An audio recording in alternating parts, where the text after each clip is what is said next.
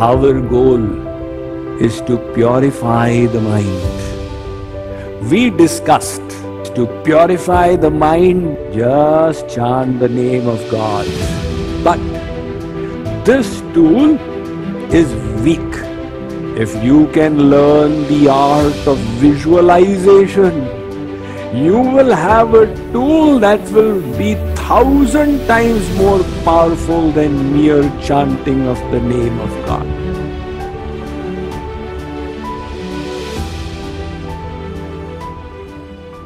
A picture is worth 1,000 words. So an image is always more powerful. And as a self-transformation tool, you can use it. The power of visualization was graphically revealed by a testimonial of one Russian Jew called Natan Sharansky. He was a Jew living in communist Russia, and he was accused of being an American spy and thrown into jail.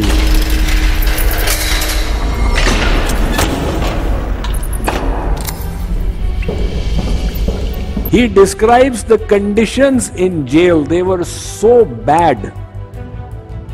For 400 days, he was in the Siberian jail, the worst of them all. His prison cell was 4 feet by 3 feet, where he used to live. Now, in such a place, your body will start deteriorating for lack of exercise, and the brain will also start deteriorating. So he had this will to remain all right. Of course, for his body, he would do anti-gravity exercises. But what to do for the brain? As a child, he was fond of chess. He said, I will play chess in the mind.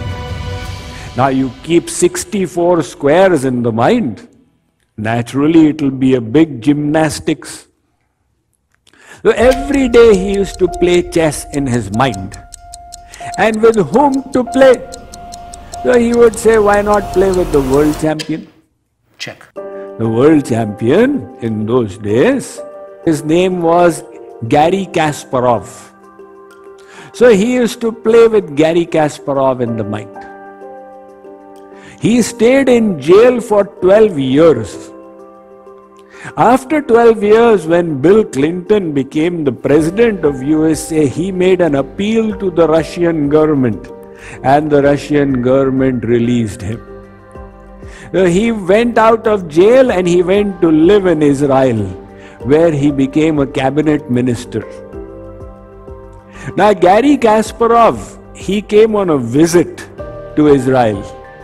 These grandmasters and world champions played demonstration matches. In the demonstration match, they will take on 5 players at a time or 40 players at a time.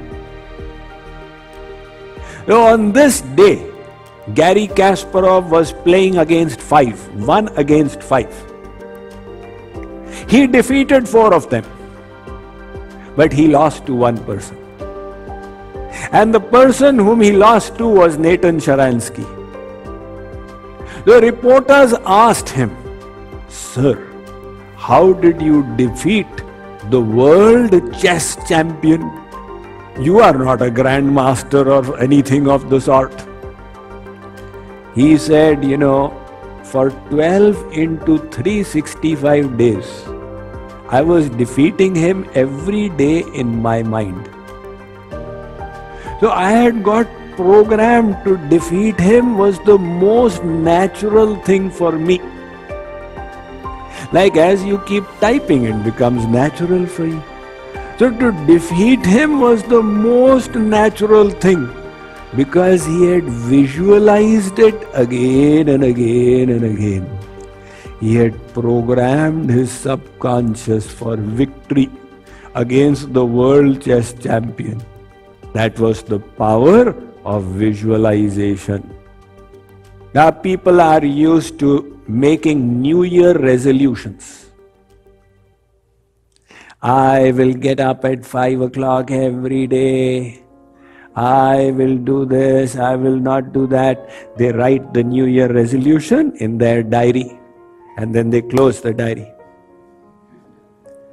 So those words which you wrote, within a few days they have slipped out. And the whole year passes by.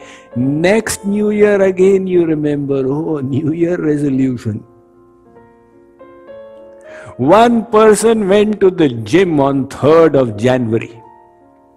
He found the whole parking lot was jam-packed. He had to wait 10 minutes for an empty spot. And when he went into the gym, in front of every machine there was a queue. He asked the gym manager, "What's going on? Are you running out of space?" The gym manager said, "Sir, these are the New Year resolution people. You wait for 10 days, everything will be back to normal."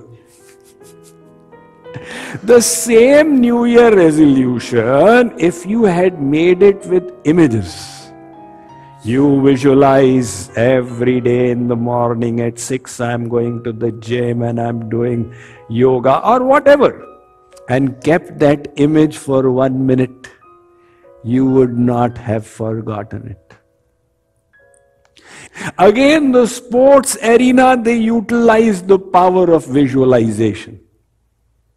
The #1 golfer in American golf history has been Jack Nicklaus. The Jack Nicklaus, he is still alive, he gives his testimonial. He says, "I never hit the ball before properly visualizing the whole terrain and the track, and the ball in flight from the club and flying through the air and rolling into it."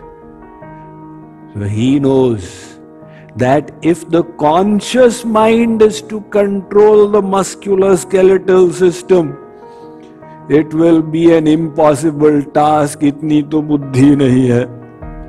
But if the subconscious can come into play, then things will become automatic. So he first holds the image within himself and then goes for it. The sports people realize that. One sports psychologist, John Murray in Florida, he has coached many Olympic champions. So he says, when you want to serve the ball in tennis, you first visualize the ball in flight going and hold that image, which corner of the court you want to see the ball landing, and then you throw the ball and hit it. But the same visualization can be utilized to bring our subconscious into play in any realm in life. One philosopher used it to heal himself. This was a gentleman called Norman Cousins. He is no more now, but he wrote a book, Anatomy of an Illness. He was diagnosed with leukemia, blood cancer. He said, I will tap into the power of my mind. This is mind over matter. He is using the power of thoughts to heal the body. He describes his meditation. He describes that daily he would sit and meditate, that millions upon millions of WBCs, white blood corpuscles in his blood, they are going and attacking these cancer cells and eating them up and finishing them up. So he would do it every day, visualize it. That visualization went straight to the subconscious, which changed his bodily processes, and his leukemia went into remission. He continued to live for another 20 years through that power of visualization.